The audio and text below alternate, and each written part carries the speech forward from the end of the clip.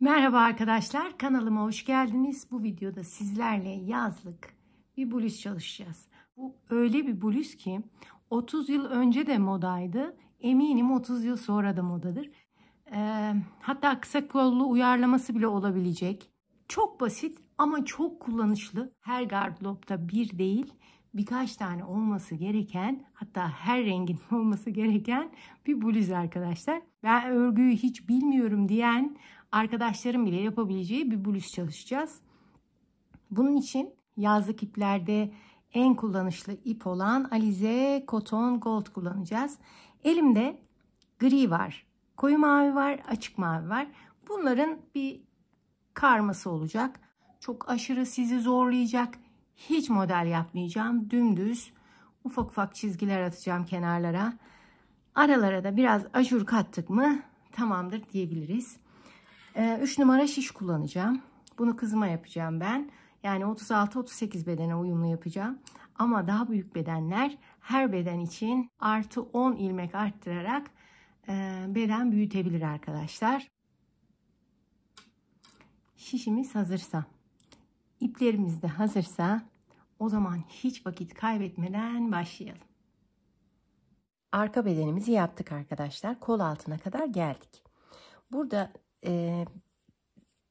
baştan itibaren size anlatmadım. Çünkü hiçbir şey yok. Yalnızca şurada belki ajurlarda takılırsınız. Elimde açık mavi, koyu mavi ve gri vardı. Bunlardan bir kendimce desen oluşturdum. Bunları 4 sıra oluşturdum bu çizgileri. Siz 5 yaparsınız, 2 yaparsınız. Tercih size kalmış. Gözünüzde nasıl olmasını istiyorsanız çizgileri öyle koyarsınız. Ama şu ajurlar ben 3 ajur koydum. Siz bunu da kendinize göre yapabilirsiniz. 4 koyabilirsiniz. Ya da 2 ajur arasına tek sırada geçtim ben. 2 sıra yapabilirsiniz. Yani nasıl isterseniz. Nasıl hoşunuza gidiyorsa, gönlünüz nasıl istiyorsa o şekilde yapın. Ama ölçüleri vereyim size. Şimdi bu bedeni saran bir bluz olacak. Şöyle 20 düzgünce şey yapayım. 29,5 hatta 30 santim diyebiliriz. Çok böyle basenlerde bir bluz olmayacak.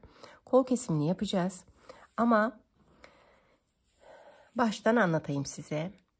Bu bedene yani 36-38 bedene uyumlu kazak için ip kalınlığımız aynı ise 100 ilmek şişimize atıyoruz. 100 ilmek attım ben. 2, 4, 6 ve 7 sıra tekstil tipi lastiğimi yaptım. Ondan sonra 4 sıra aynı renkten düz gittim. Ondan sonra ajur sıralarına 3 tane ajur yaptım. Bunu da göstereceğim size biraz sonra. Ondan sonra şurada yalnız 4 sıra yapmadım. Ajur bittikten sonra 2 sıra yaptım. Çünkü bir uyum olmamıştı. Bunu da tekrar 4 sıra yaparsam fark edeceksiniz yaparken. Orada bir şey var. Ondan sonra 4 sıra koyu mavi, 2 sıra gri, 4 sıra açık mavi, 2 sıra gri. Bunların desenini siz kendinize göre belirlersiniz ve kendiniz belirlediğiniz desenlerinizle, çizgilerinizle 30 santim kadar örüyoruz. Şimdi başlayacağınız için ben ajuru nasıl yaptım? Gerçi herkes bilir, 3 aşağı 5 yukarı herkes bilir ama bilmeyen arkadaşlar için ajuru nasıl yaptım onu da göstereyim. Bu ön bedeni de ben başladım. Videolar uzun olmasın diye arkadaşlar. Şimdi böyle 2 tane bir ilmeği örmeden alıyorum. İkinci ilmeği de örüyorum. Düz bir şekilde örgümün düz tarafındayım. Örnek tek sırada kuruluyor. Yani örnek dediğim ajur tek sırada kuruluyor. Onun için tek sırada göstereyim. Şimdi üzerine atıyorum. 2 ilmek birlikte alıyorum. Üzerine atıyorum. 2 ilmek birlikte alıyorum. Üzerine atıyorum. 2 ilmek birlikte alıyorum. Yani bir yerde arttırırken bir yerde kesiyorum. Dolayısıyla ilmek sayımda bir değişiklik olmuyor arkadaşlar. Arttırıyorum ve kesiyorum. Arttırıyorum ve kesiyorum. Ajurlar da böyle. Bu şekilde sıra sonuna kadar gidiyoruz. Sıra sonunda yalnızca size tavsiyem, şimdi burada 2 ilmek başladık. 100 ilmek eğer atıyorsanız benimle birlikteysiniz. Burada kesimden sonra 3 ilmeğiniz kalacak. Gene de belki farklı beden çalışırsınız. Gene de şu ilk sıraya geçtikten sonra bir ilmeklerinizi sayın arkadaşlar. Çünkü azıcık bir dalgınlıktan bir bakmışsınız ki ilmekleriniz her sırada artmış. Yani ajur sıralarını bitirdiğiniz zaman 3'er ilmek arttırmış olabilirsiniz. Onun için her ajur sırasının bitiminde şöyle bir sayın. Zaten elinizde kalan ilmeği bildiğiniz için ben mesela ikinci ajuru yaptığım zaman elimde 3 ilmeğim kaldıysa demek ki doğru yapmışımdır. Ondan sonra saymıyorum bile. Düz örgümün düz tarafında bu arttırmaları, eksiltmeleri yapıyorum. Bir arttırıp bir keserek sıramı bitiriyorum. Örgümün ters sırasında ise da hiçbir şey yapmadan ters bir şekilde örüyorum. Tüm ilmeklerimi. Bunu da söyledikten sonra arka bedenimize gelelim. Arka bedende kol kesimine başlıyoruz arkadaşlar. Şimdi her zamanki gibi 5 ilmek kesiyoruz. 1 2 3 4 ve 5. Şimdi sıra sonuna kadar düz bir şekilde örüyoruz.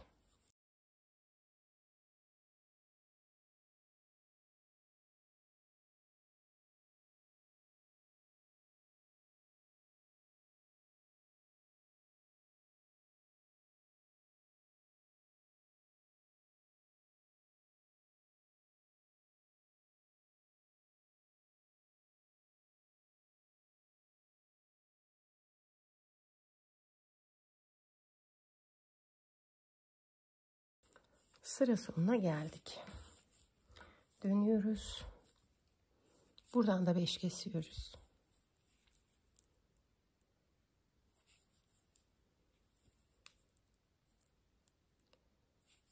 2 3 4 ve 5. Tekrar sıra sonuna kadar gidiyoruz.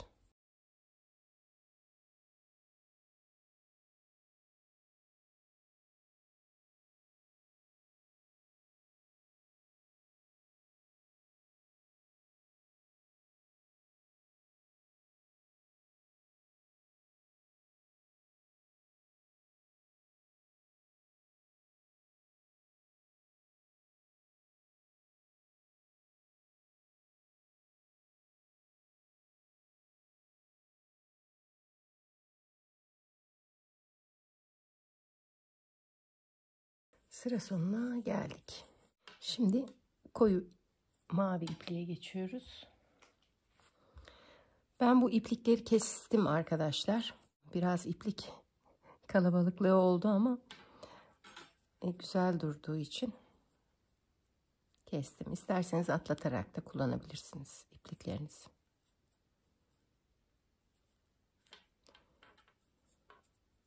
Şimdi griyi kesmiyorum ama gri sürekli taban rengi olduğu için, ama açık mavi ile koyu maviyi keserek devam ettim. Şimdi 5'er tane kestik. Şimdi mavi ipliğimle 3 tane keseceğiz. Çünkü örgümün kol kesimini yaparken örgümün akışına da dikkat etmem gerekiyor. Örgümün akışında, deseninde eğer mavi iplik geldiyse mavi iplikle devam edeceğim. Yani siz de böyle yaparsanız hiç sökmek zorunda kalmazsınız arkadaşlar. Şimdi burada 3 keseceğim. 1 2 ve 3. Şimdi sıra sonuna kadar gidiyorum.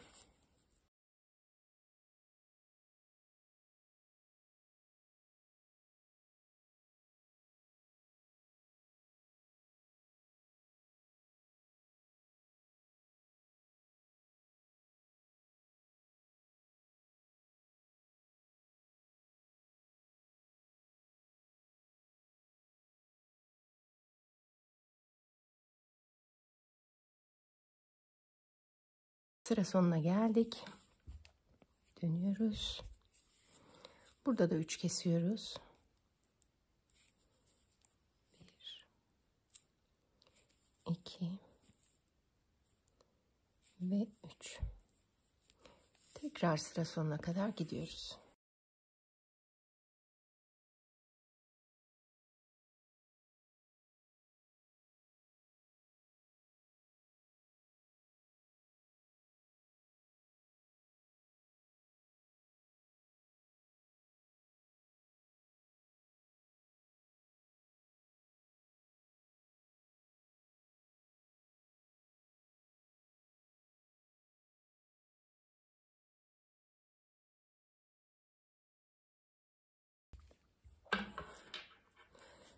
Sıra sonuna geldik.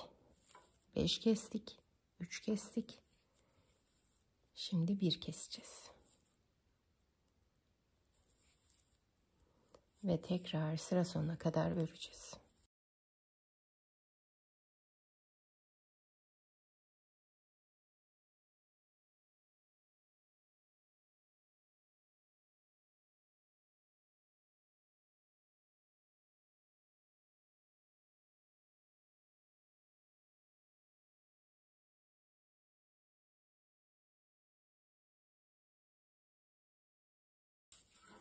Sıra sonuna geldik. Buradan da 1 keseceğiz.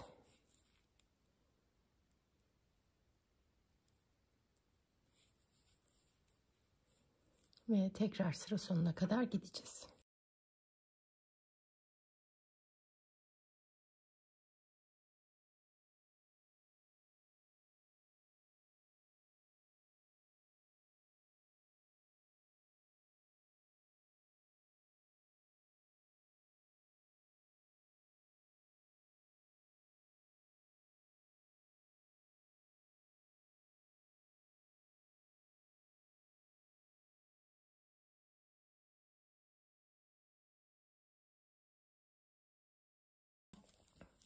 Sıra sonuna kadar geldik.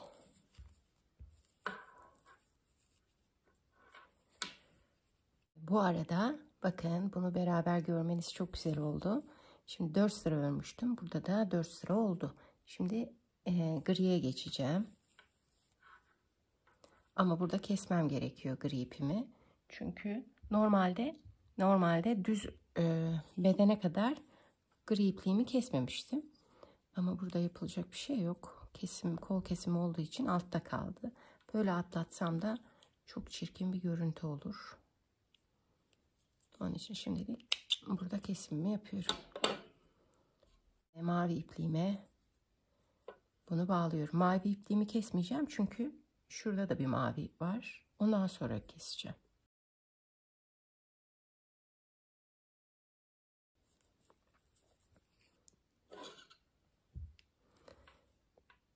Şimdi kesimimizi yapabiliriz.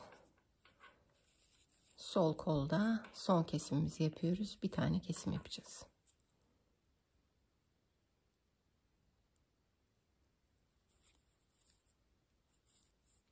Ve sıra sonuna kadar devam ediyoruz arkadaşlar.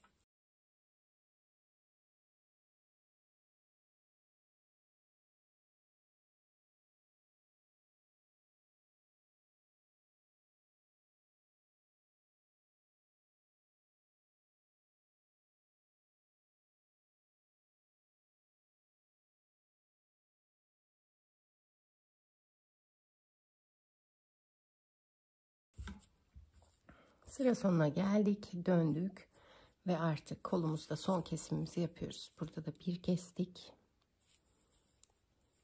Şöyle göstermek için takayım.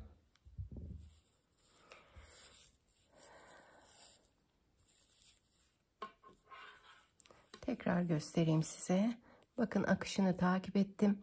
5 kestim, 3 kestim, 1 kestim, 1 kestim. Yani bu tarafta 10 kesim yaptım.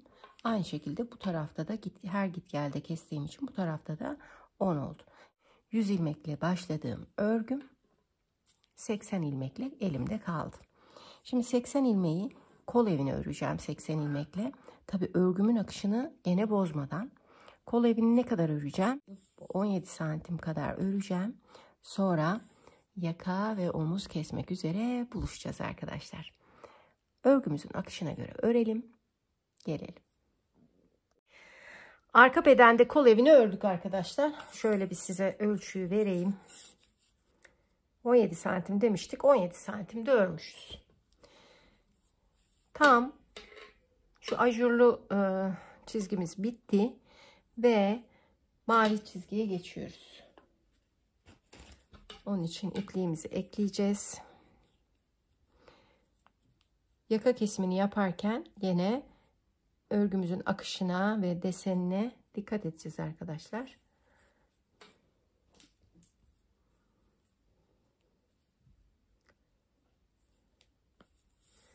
Şimdi 40 ilmek örüyoruz.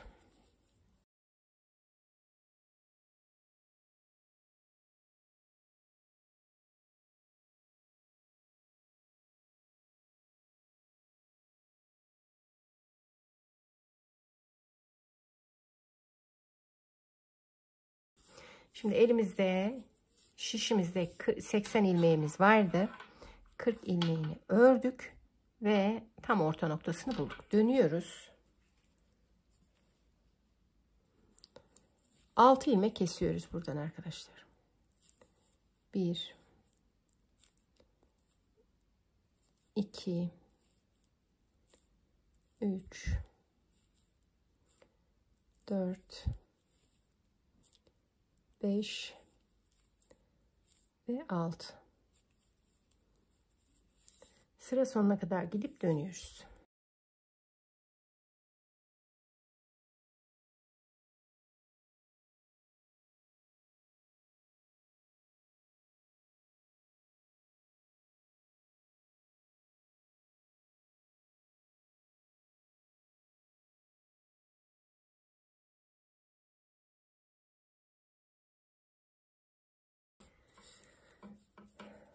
Şimdi 5 ilmek keseceğiz.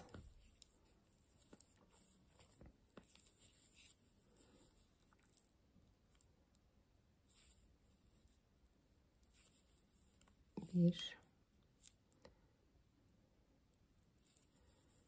2, 3, 4, 5. Tekrar sıra sonuna kadar gidip dönüyoruz.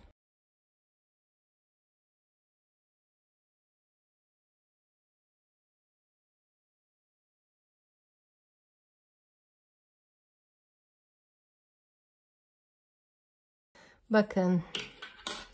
Evet, sıra sonuna kadar gidip döneceğiz ama bizim mavi çizgimiz zaten bitti. Şimdi aradaki şu gri 2 sıra çizgiyi yapacağız. Hem bu akışı devam ettireceğiz hem de yaka kesmeye devam edeceğiz arkadaşlar. İkisini birlikte yapacağız yani. Şimdi gri ipime geçiyorum. Bakın şundan sonra gri var. Dönüş sıramı gri iplikle yapıyorum.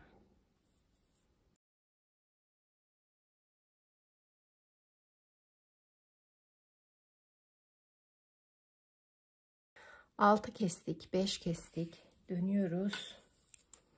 Ve 4 keseceğiz buradan. 1 2 3 ve 4. Sıra sonuna kadar gidip dönüyoruz.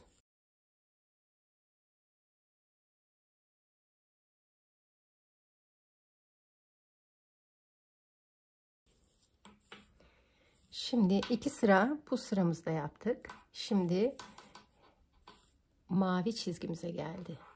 Şimdi mavi ipliğimizi buraya bağlıyoruz ve onunla devam edeceğiz.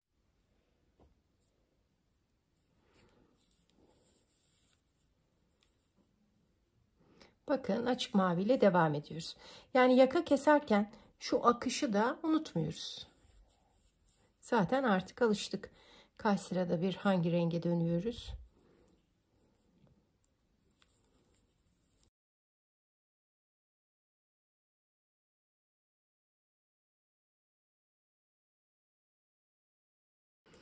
Şimdi geldik. 6 kestik, 5 kestik, 4 kestik.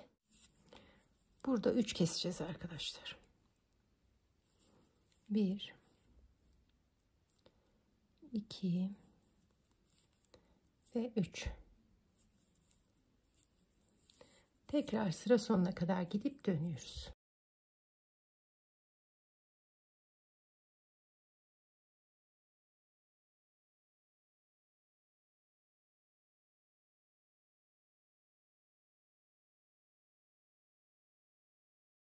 Tekrar sıramızın başına geldik ve döndük. Tekrar 3 keseceğiz arkadaşlar. 1 2 ve 3. Sıra sonuna kadar gidip dönüyoruz.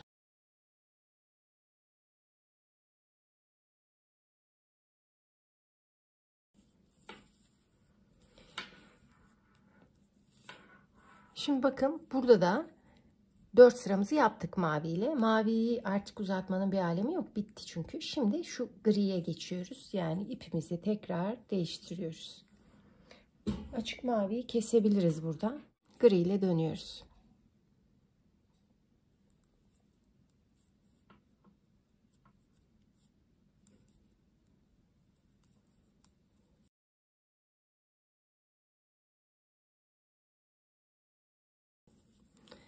Şimdi bir tane daha 3 keseceğiz burada.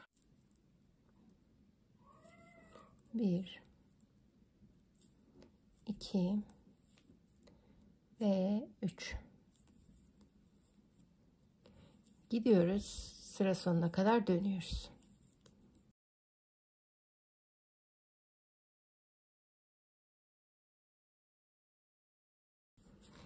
Şimdi dönüyoruz ama buradaki 2 sırada bitti. Maviye geldik.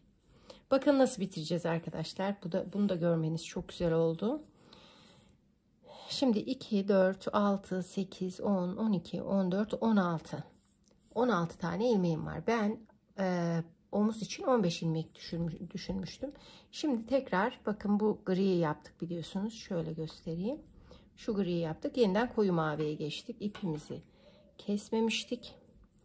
Ve şunu şöyle sabitliyoruz. Ve koyu mavi ile devam ediyoruz. 2, 3, 4, 5, 6, 7, 8, 9, 10, 11, 12, 13, 14 ve 15. Bir tane kesersek 15 ilmeğe ulaşacağız. Şimdi mavi ipliğe geldik. Bir tane kesim yapıyoruz. Bir kesimimizi yaptık. Sıra sonuna kadar devam ediyoruz. 3, 4, 5, 6, 7, 8, 9, 10, 11, 12, 13, 14 ve 15. Şimdi şu sıralarımız bizim 4 sıradan oluşuyordu. Her bu çizgilerimiz. Şimdi laciverte 2 çizgi yaptık. Artık istediğimiz omuz ilmek sayısına da ulaştık. Şimdi bir sıra daha öreceğiz. Çünkü dikişe de gideceği için kaybolmasın.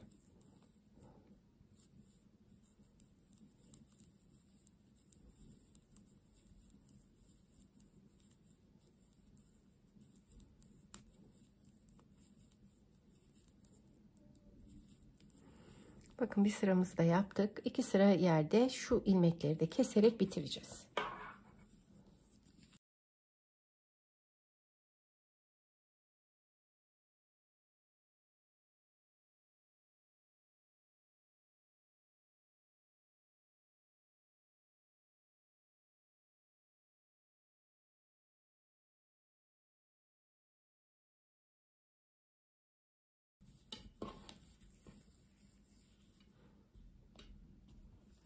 Kol evimiz şu an tam 20 santim oldu. 20 santim de gayet normal.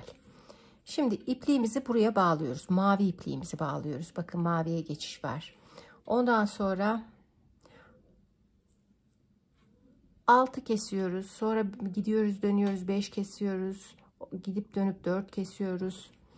sonra gidip dönüp 3 kesiyoruz. Aynı bu şekilde kesimlerimize devam ediyoruz arkadaşlar. Tam normalde 4 sıra yapılıyor. Biz 2 sıra yaptık. Orada kesseydik dikiş payımız kalmazdı. Bir sırada dikiş payı ördük. 3 sıra mavi örerek kestik arkadaşlar. Diğer tarafı da aynı şekilde çalışacağız ve arka beden işimiz bitecek. Bunları yapalım. Ön bedeni çalışmak üzere buluşalım arkadaşlar. Yapalım, gelelim. Tekrar birlikteyiz arkadaşlar. Ön bedeni yaptık. Ön beden içinde 100 ilmek aldık. 7 sıra lastiğimizi yaptık. Ondan sonra da aynı arka bedeni yaptığımız gibi aynı sırada şöyle 4 sıra griden 3 ajur sırası, 3 sıra üstteki griden, çünkü bu eşitleniyor. Bir tek burada fark var. Ondan sonra 4 sıra mavi, koyu mavi, 2 sıra gri. Bu şekilde devam ettik. Şunlar hep 4 sıra. Ve pat çalışacağız arkadaşlar. Nerede pat çalışacağız? Şöyle ölçelim. Tam burada.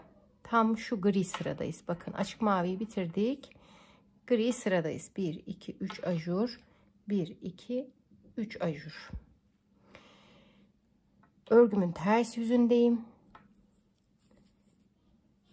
Gri sıramın ikinci sırasındayım. 4 tane keseceğim şimdi burada.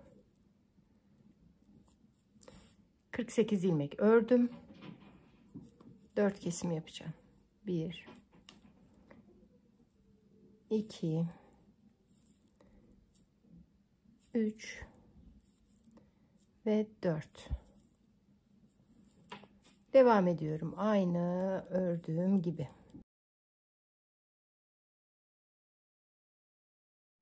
Sıra sonuna kadar geleceğim. Ondan sonra ne yapacağım size onu da tarif edeyim. Şimdi artık patımızı yaptık. Patımızın kesimini yaptık. Artık ilk önce sol bedeni, daha sonra sağ bedeni çalışacağız. Şimdi neredeyiz? Şuradayız. Şu mavi çizginin şurasındayız. Gene artık burada 48 ilmek var. Burada da 48 ilmek var. Bu 48 ilmekle devam edeceğiz. Sıra sonuna geleceğim. Maviye geçeceğim. Mavi sıramı yapacağım. Griye geçeceğim ve ajurlarımı yapacağım. Ajur sıralarımı bitirdikten sonra aynı arka bedende kestiğim gibi ilk önce 5, daha sonra 3, tabi 5 yapacağım. 5 keseceğim. Gideceğim. Patıma kadar geri döneceğim. 3 keseceğim. Gideceğim. Geleceğim. 1 keseceğim. Gidip gelip 1 keserek ön beden kolunu da bitirmiş olacağım arkadaşlar. Aynı arka bedende olduğu gibi. Eğer takılırsanız videoyu geriye alın. Aynı şekilde çalışacağız. Ve örgümüzün bu çizgilerin akışını da takip edeceğiz. Bunları yapalım. Tekrar buluşalım. Tekrar birlikteyiz arkadaşlar. Kolumuzu kestik ön bedende. Ve bir müddet ördük.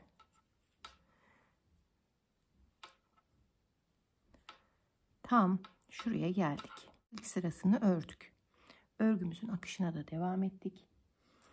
Ne demiştik? Arka yakadan 7 santim kadar kısa olacak. Tam 7 santim kadar. Şimdi yaka kesmeye başlıyoruz.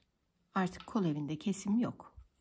Aynı arka beden gibi 5, 3, 1, 1 yaparak 10 kesimi bu taraftan yaptık. Burası bakın kaldı. 4 kesimimizi yaptık. Patımızı yaptık. Burasını bu şekilde devam ettik. Daha sonra burasını devam edeceğiz. Şimdi şunu kaldıralım. Koyu mavi sıramdan bir sıra geldim. Ve pat tarafına geldim. 6 tane kesim yapacağım. 1 2 3 4 5 ve 6. Sıra sonuna kadar gidip dönüyorum.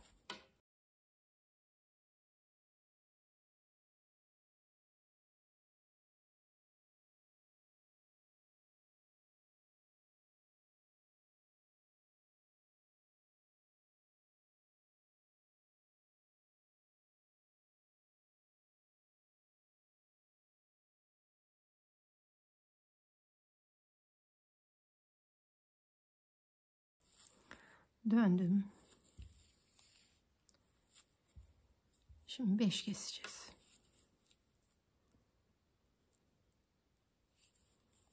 1 2 3 4 ve 5. Tekrar gidiyorum arkadaşlar. Girdikten sonra renk değiştirip döneceğim.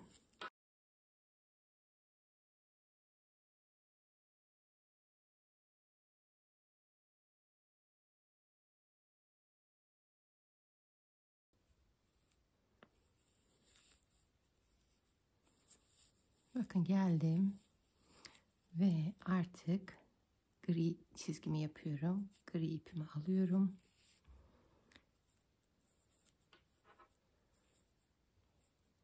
Ve dönüyorum.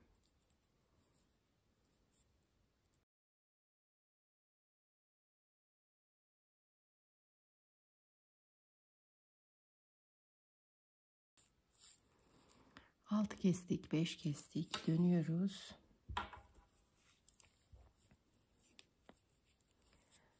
Dört keseceğiz.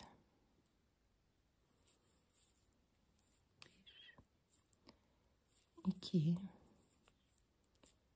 3 ve 4. Şimdi tekrar gideceğim ve açık maviye geçeceğim.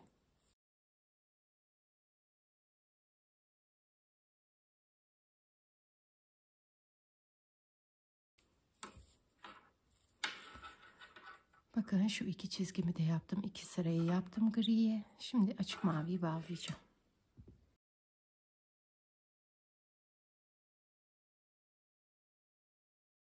Tekrar dönüyorum.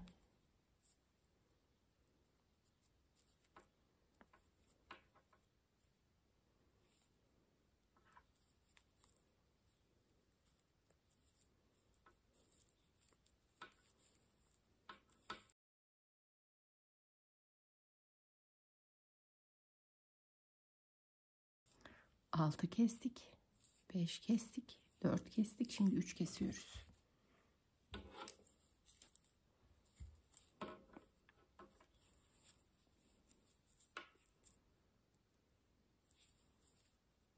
Bir, 2 ve 3. Sıra sonuna kadar gidip döneceğim.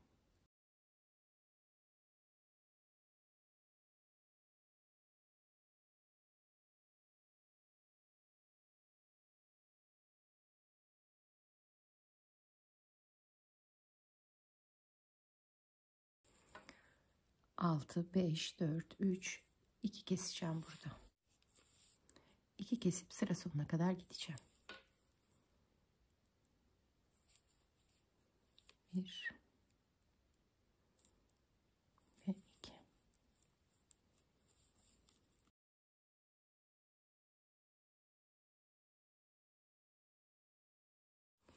Şimdi bakın tekrar renk değiştirmem gerekiyor.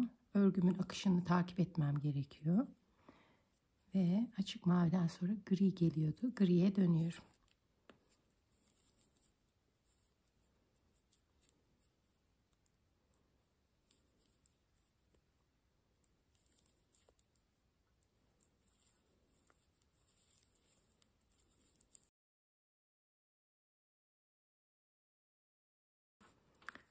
Altı, 5, 4, 3, 2.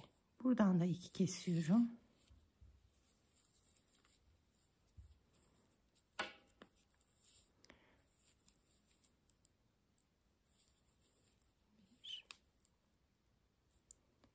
Ve 2. Sıra sonuna kadar gidiyorum ve koyu maviye geçmem gerekiyor.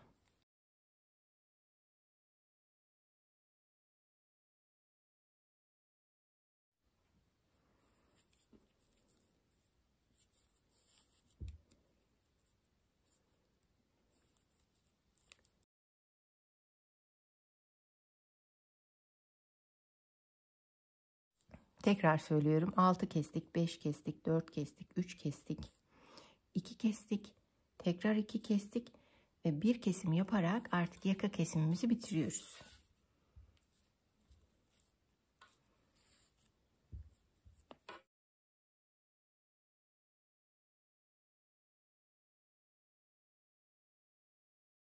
Elimizde 15 ilmeğimiz var. Şu sırayı da geçeyim, size net anlatacağım.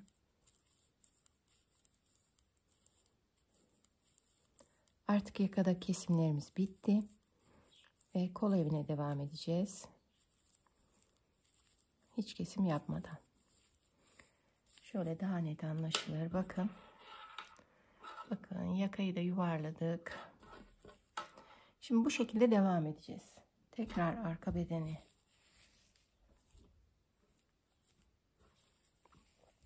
Bundan sonra yani böyle çizgili kazaklar çalışırken çok ölçüm, hatta ölçüm daha kolay oluyor. Neden? İkisini denk getirip şöyle ölçüm yapmıyoruz. Çizgilere bakıyoruz. Desenlere bakıyoruz ya da bak. Burada bunu yaptık. Şu ajuru yaptıktan sonra hemen kol kesimimizi yaptık. Şimdi neredeyiz? Patımızı bitirdik. Yakamızı kestik ve şu kadar daha öreceğiz kol evini tamamlamak için. Burada artık şunları takip edeceğiz. Maviyi bitireceğiz. Sonra griye geçeceğiz. Sonra ajurlarımızı yapacağız. Sonra şu griye, mavi, gri, mavi derken şu lacivertte bitireceğiz. Normalde yarım yapmak lazım ama dikişe gideceği için ben kaç sıra yaptım? 1, 2, 3, 4 sıra yaptım. 4 sıra maviyi yaptığımız zaman, maviyi tamamladığımız zaman artık birden keseceğiz. Aynı arka omuzu kestiğimiz gibi. Tek seferde keseceğiz. Çünkü artık 15 ilmek çok fazla 3 seferde kesmeye gerek yok. 15 ilmeğimizi tek seferde keseceğiz arkadaşlar. Daha sonra ne yapacağız? Şöyle. Daha sonra gri ipimiz, bakın griden 2 sıra yapmışız. Maviye geçmişiz. Şimdi mavi ipliğimizi şuradan bağlayacağız. Tam patın ilk kestiğimiz yerinden. Ondan sonra mavi, gri ve ajurlar derken aynı diğer tarafta yaptığımız gibi bu ajurları bitirdiğimiz zaman bunları keseceğiz. Ve dümdüz ilerleyeceğiz. Tam şöyle göstereyim. Tam şu ikinci ajuru, şu ajuru, yani kol kesiminden sonraki şu ajura geldiğimiz zaman aynen bunun gibi kesimlere başlayacağız. 6 keseceğiz, döneceğiz, geleceğiz. 5, 4, 3, 2, tekrar 2 ve 1 keserek 15 ilmeğe ulaşacağız. Aynı bunun gibi devam edeceğiz. Aynı bu taraf gibi 15 ilmeğimizi tek seferde keseceğiz. Ve ne olacak? Ön bedenimiz bitmiş olacak arkadaşlar. Sonra pat çalışmak üzere buluşacağız arkadaşlar. Bunları yapalım, gelelim. Ön bedenin yakalarını yaptık arkadaşlar. Bitirdik. Kesimini yaptık. Patın bir tarafını çalıştım. Sol tarafın patını çalıştım. Çünkü buraya düğme dikilecek. Şimdi sağ patı çalışmak üzere tekrar birlikteyiz. Şimdi nereden başladım? Gri ipimle patımı yaptım. Tam şu gri çizgiden ilmek almaya başladım.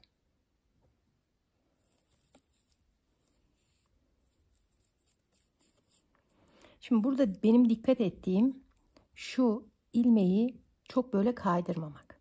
İlmeği baz aldım. Burayı bir çizgi halinde düşündüm. Onun hemen önündeki ilmekten aldım. Şimdi burada hangi çizgiyi düşüneceğim? Şöyle baştan sona kontrol edeceğim. Ve şu çizgi, şu ilmeğin devamı benim için önemli. Çünkü baştan sona kaydırma yapmak zorunda kalmam. Buna dikkat ediyorum. Şöyle işaretliyorum ki kaymasın. Şöyle geliyorum. Bakın hiç bana engel teşkil edecek bir şey yok. Şöyle geldim.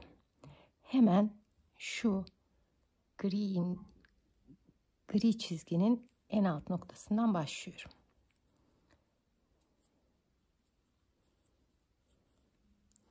Şimdi burada bakın artık bu çizgiyi baz alacağım.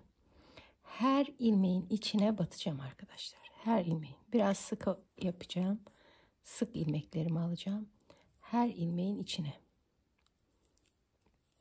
Bu şekilde ilmeklerimi alacağım.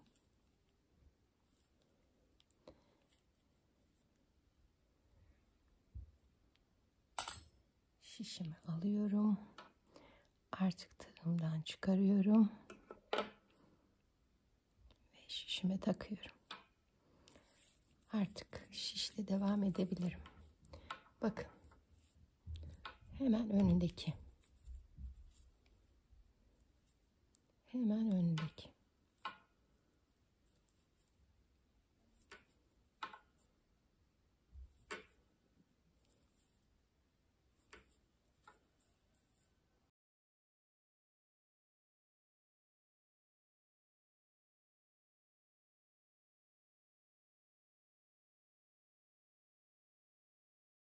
Şöyle şundan, şurada zaten iplerim var. Onunla da bağlarsam sorun yaşamam. Şimdi bu şekilde baştan sona ilmeklerimizi alacağız. Bu kadar basit. Dikkat edeceğimiz bir başka konu da ilmek sayılarımız arkadaşlar. Buradaki ilmek sayılarım benim 45 ilmek. Burada da 45'i yakalamam gerekiyor. Hani 1-2 tane ilmekte çok fark etmez ama çok da uç noktalarda fark olmasın. 45 ilmeğimizi alacağız. Baştan sona bakın. Şuraya kadar yaptım. Aldıktan sonra ters dönüyoruz tabii. Tekstil tipi lastikte düzleri örüp tersleri örmüyorduk. Bir düz örüyoruz. Ondan sonra tersi örmeden alıyoruz. Düz, ters örmeden alarak devam edeceğiz. Ondan sonra örgümüzün düz tarafında, düzlerde, terslerde normal lastik gibi örülüyor arkadaşlar. Kaç sıra ördüm bu patı? 2, 4, 5. 6. sırada ben kesimimi yapmışım. Şimdi burada ilmeklerimizi alacağız. Kaç ilmek, kaç sıra öreceğiz? 3 sıra öreceğiz arkadaşlar. 3 sıra öreceğiz. Ondan sonra ilik çalışmak üzere buluşacağız. 3 sıramızı örelim, gelelim. İlik yapmak üzere tekrar birlikteyiz arkadaşlar. 45 ilmeğimi aldım. 3 sıramı ördüm. Şimdi örgümün düz tarafındayım. 4 ilk açmayı düşünüyorum.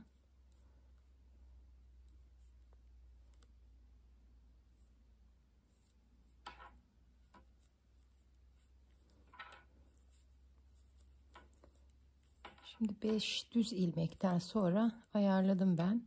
Siz de ayarlarsınız. 1, 2, 3, 4 ve 5 uygun geldi bana.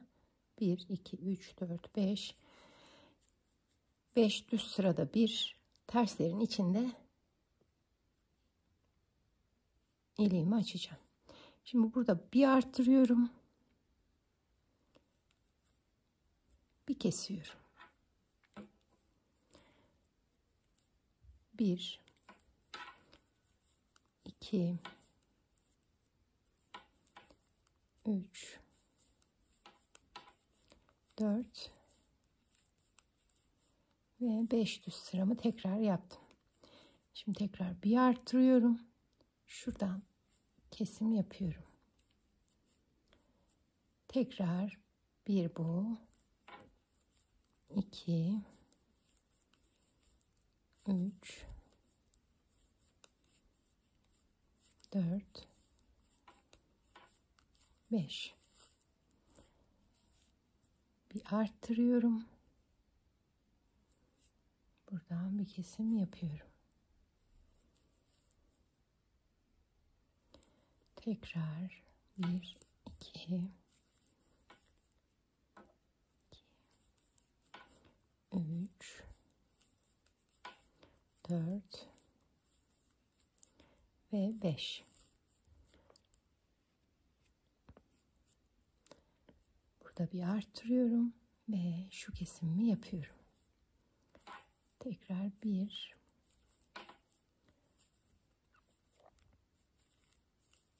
bu kadar. İliklerimizi açtık. 4 ilik açtık arkadaşlar. Şimdi normal örgümün akışına göre tersleri örmeden arıyorum. Ters yüzündeyim çünkü örgümün ters tarafındayım.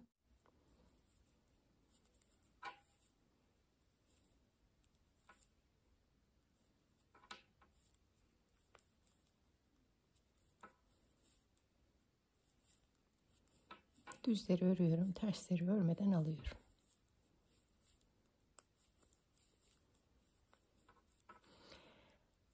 Örgümüzün ön tarafında terste kurduğumuz için arka tarafta bu arttırdığımız ilmekler düz oluyor ve daha rahat iliğimizi açmamızı sağlıyor.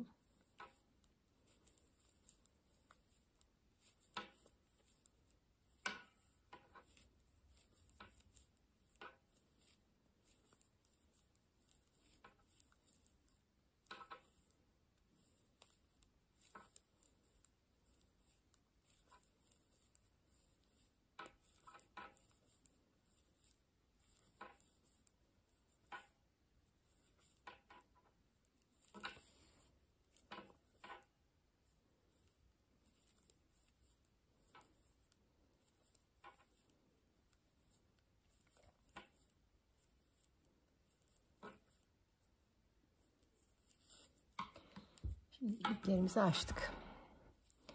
Ters ilmeklerde açtığımız için çok fazla da belli olmuyor. Temiz bir çalışma oluyor.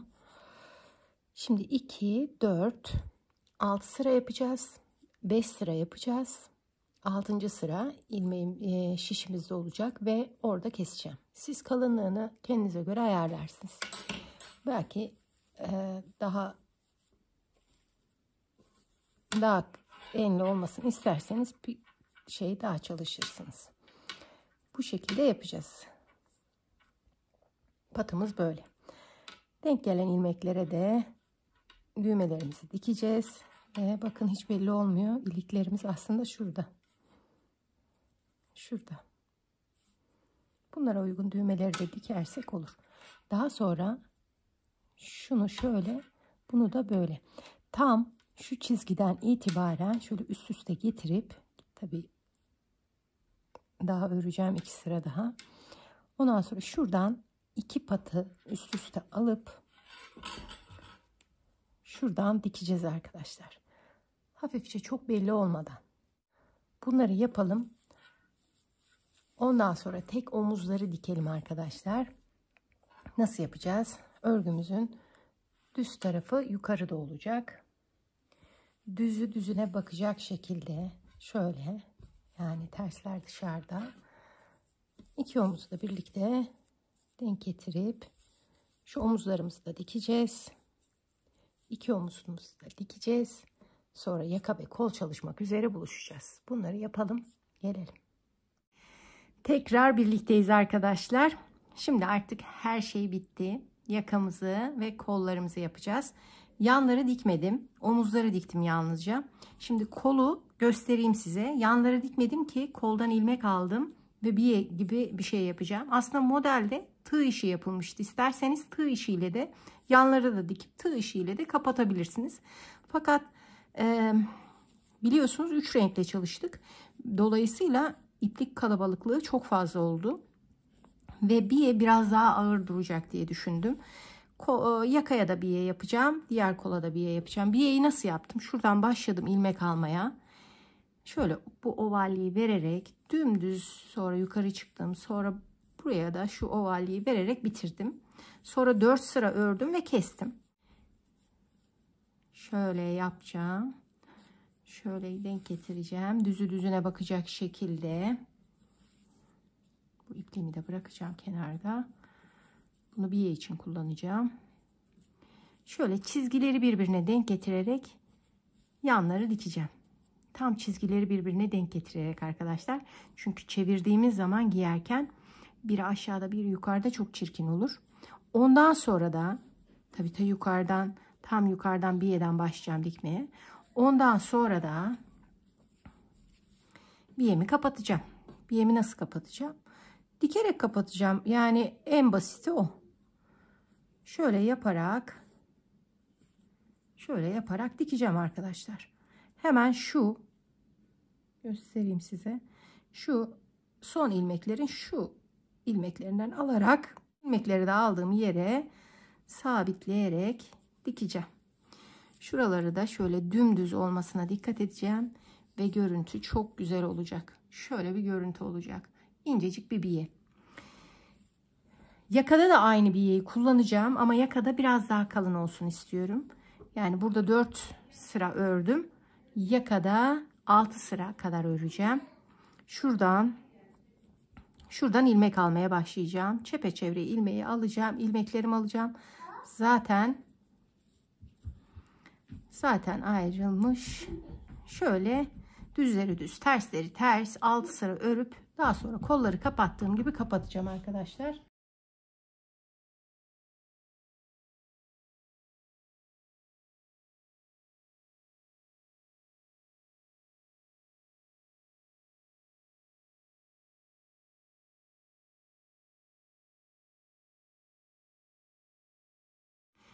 Buraya kadar ilmeklerimizi alacağız. 6 sıra örüp aynı kollarda yaptığımız gibi arkasına kıvırıp şu iplik yoğunluğunu da arada bırakıp şuralardan dikeceğiz arkadaşlar. Daha sonra ne yapacağız? Daha sonra bu güzel bluzumuzun son haliyle son paylaşımda buluşacağız arkadaşlar. Bunları yapalım. Gelelim. Son paylaşımda birlikteyiz arkadaşlar. Bluzumuz bitti. Gayet güzel oldu. Biyelerimiz de çok tatlı duruyor. Böyle oldu. Patımızı da böyle çalıştık. Samimiyetle söylüyorum. Modası hiç geçmemiş. Eminim ki geçmeyecek olan bir bluz çalıştık beraber. Eğer size bu çizgileri çalışmak, çizgileri denk getirmek, çizgilerle yaka kesim, kol kesim size zor geldiyse dümdüz yapabilirsiniz arkadaşlar. Hiç uğraşmadan elinizde hangi renk iplik varsa, ben çünkü elimdeki iplikleri değerlendirmek istemiştim. Siz dümdüz yapabilirsiniz. Dümdüz olması belki de daha da şık olabilir. Ben yaparken çok keyif aldım. Eminim siz de alacaksınız. Videolarımı beğendiyseniz beğenmeyi, eğer videolarımın devamını istiyorsanız abone olmayı unutmayın arkadaşlar. Yeni, farklı, güzel projelerde görüşmek üzere. Şimdilik hoşça kalın.